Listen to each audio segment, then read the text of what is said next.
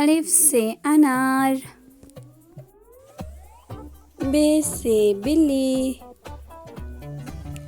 پ سے پانی، ت سے تلوار، ٹ سے ٹرک، س سے سمر، جیم سے جالا، چ سے چوہا، ح سے حجاب، خ سے خرگوش، دال سے دوست، ڈال سے ڈولفن، زال سے ذخیرہ، ر سے رنگ، ر سے آڑو، ز سے زرافہ،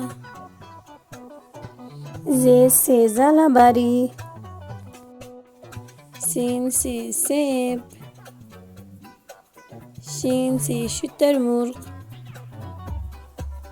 ص سے صابن،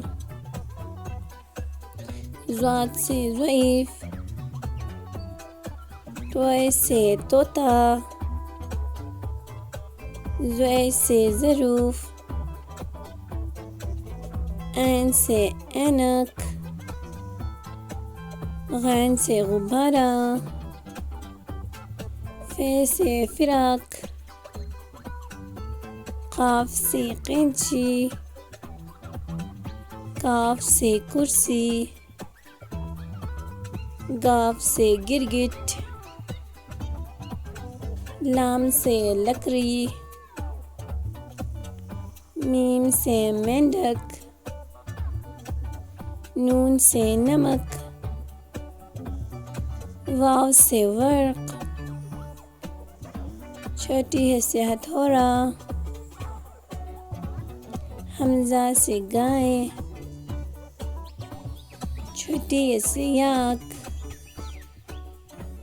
بڑی ی سے تالے۔ اللہ حافظ بچوں.